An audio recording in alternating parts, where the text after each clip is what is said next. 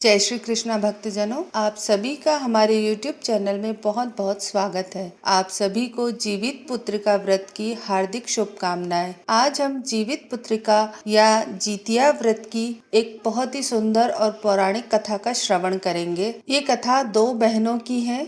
कथा आरंभ करने से पहले आप सभी से निवेदन है कि कथा के अंत तक हमारे साथ बने रहिएगा और अगर आपने अभी तक हमारे YouTube चैनल को सब्सक्राइब नहीं किया है तो इसे सब्सक्राइब कर लीजिए। तो आइए हम जितिया व्रत या जीवित पुत्रिका व्रत की कथा का आरंभ करते हैं। दो बहनें थी, एक का नाम था सुखिया और दूसरी का नाम था दुखिया। दोनों का भाग्य उनके नाम के जैसा ही था। दुखिया गरीब थी और बहुत दुखी रहती थी और सुखिया अमीर थी और हमेशा सुखी रहती थी। दोनों बहनें एक ही गांव में रहती थी। दुखिया सुखिया के घर काम करती थी, साफ सफाई करती थी, खाना बनाती थी और जो खाना बच जाता वो खाना सुखिया दुखिया को दे देती थी। इस तरह दुखिया का घर चलता था। समय बीतता गया, दोनों के दो बच्चे हुए। सुखिया के भी दो पुत्र और दुखिया के भी दो पुत्र थे। जब जितिया का व्रत आया तो दोनों बहनों ने जितिया का व्रत रखा। दुखिया सुखिया के घर में काम करती थी। व्रत के दिन दुखिया ने सुखिया के घर जो चावल फटका उससे जो खुर्दी निकली वो अपने लिए रख ली और साफ चावल सुखिया को दे दिए।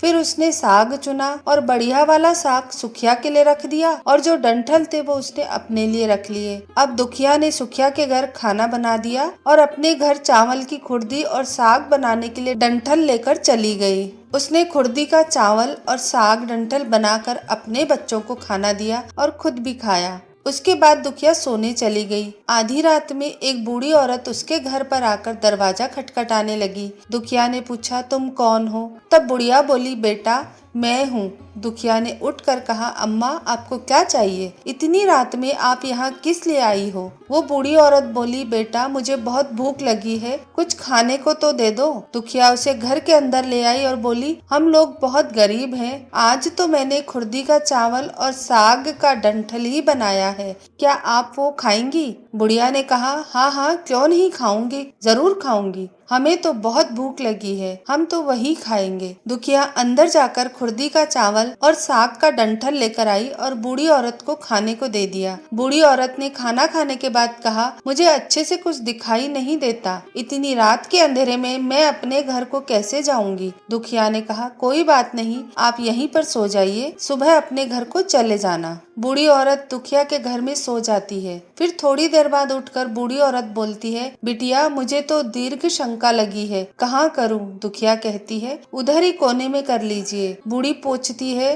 कि भड़भड़ करूँ या छड़छड़ करूँ? दुखिया नींद में थी और परेशान हो गई थी। वो कहती है, माताजी भड़बड़ कर दो, मैं सुबह साफ कर दूंगी। थोड़ी देर बाद वो बूढ़ी औरत पूछती है, बेटा हाथ कहाँ साफ करूं? दुखिया कहती है, मेरे सिर पर अपने हाथ साफ कर लो। अब जब सुबह होती है तो दुखिया को यह सब सपने जैसा लगता है कि सोते समय मुझे कोई सपना आया होगा। वो ज्यादा कुछ नहीं सोचती और नदी में नहाने चली जाती है। जब वह नदी में नहाकर वापस आती है और बाल धोती है तो बालों से जो पानी बहता है वो सोने का पानी होता है। आसपास की सभी महिलाएं यह देखकर आश्चर्यचकित हो जाती हैं और कहती हैं, तुम्हारे बालों से तो सोने का पानी और सोने के जवाहरात गिर रहे हैं, क्या बात है? फिर उसे रात की बात याद आ जाती है और सोचती है घर को साफ भी तो करना होगा। बूढ़ी औरत ने तो घर में दीर्घ शंका भी की है। जब वो अपने घर जाती है तो देखती है कि घर के कोनों में ढेर सारा सोना बिखरा पड़ा है। यह देखकर दुखिया बहुत खुश हो जाती है और सोचती है ये जीतमान बाबा की कृपा है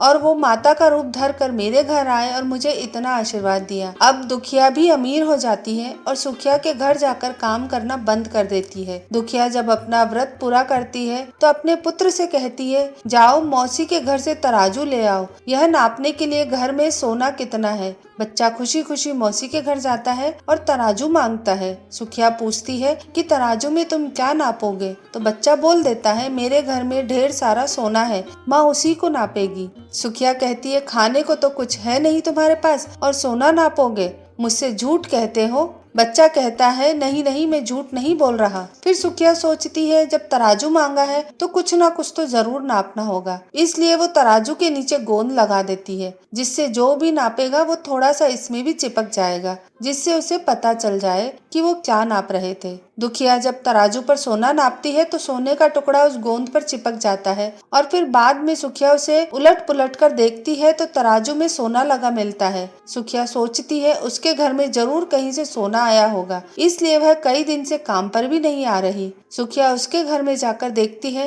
कि आखिर यह सोना आया कहाँ से। जब सुखिया दुखिया के पास जाकर पूछती है कि तुम्हारे पास इतना सोना कहाँ से आया कि तुम्हें नापने के लिए तराजू मांगा, तो दुखिया उसे सारी कहानी बता देती है। दुखिया का मन एकदम सच्चा था, इसलिए उसने कुछ नहीं छुपाया और सब बता दिया। लेकिन सुखिया के मन में तो लालच आने लगा। दुखिया के पास हमसे ज्यादा धन आ गया, अब अगले जतिया में मैं भी खुर्दी का चावल और साग का डंठल बनाऊंगी। और फिर अगला साल आया। सुखिया और दुखिया दोनों बहनों ने व्रत रखा। सुखिया के पास हर तरह का सुख भी था और धन भी था, फिर भी जिया के दिन चावल पटक कर साफ चावल उसने फेंक दिया और खुर्दी अपने पास रख ली। साग तोड़कर पत्तियां फेंक कर डंठल अपने पास रख ली और उसने वही बनाया। खा पीकर पूजा पाठ करके वह सोने चली गई। फिर आधी रात में उसके घर में एक बूढ़ी औरत आई और दरवाजा खटखटाने लगी। सुखिया तो उसी का इंतजार कर रही थी। वो तुरंत ही दरवाजा खोलकर बूढ़ी औरत को अपने घर ले आई। वो बूढ़ी औरत बोली, मुझे बहुत भूख लगी है, कुछ खाने को दे दो। सुखिया ने कहा, मैंने तो खुर्दी का चावल और साग का डंठल बनाया है। बूढ़ी औरत ने कहा, कोई बात नहीं, मैं वही खा लूंगी। सुखिया उन्हें वही खाना परोस देती है और सोने चली जाती है। बूढ़ी औरत बोलती है, मैं रात को देख नहीं पाती, मैं घर नहीं जा सकती। सुखिया कहती है, कोई बात नहीं, आप यहीं पर सो जाओ।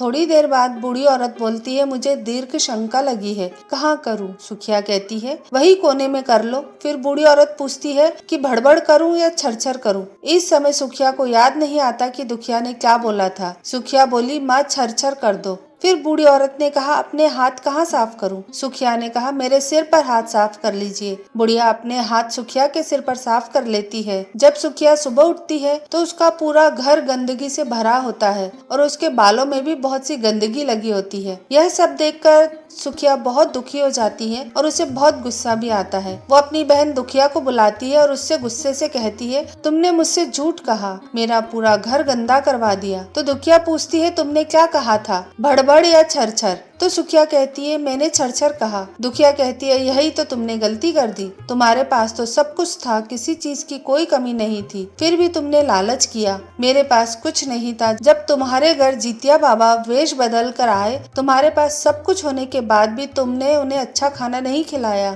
तुमने उन्हें चावल की खुर्दी और डंठल का साग परोसा। तुमने अपने घर आए भगवान का अपमान किया। सब कुछ रहते हुए भी तुमने ऐसा खाना खिलाया। तुम्हें लालच नहीं करना चाहिए था, इसलिए तुम्हारे साथ बुरा हुआ। तो यह थी जीतिया की एक बहुत ही सुंदर कहानी। आपको यह कहानी कैसी लगी हमें नीचे कमेंट करके जरूर बताइएगा। कहानी अच्छी लगे तो इसे लाइक करिएगा और हमारे चैनल को सब्सक्राइब जरूर करिएगा।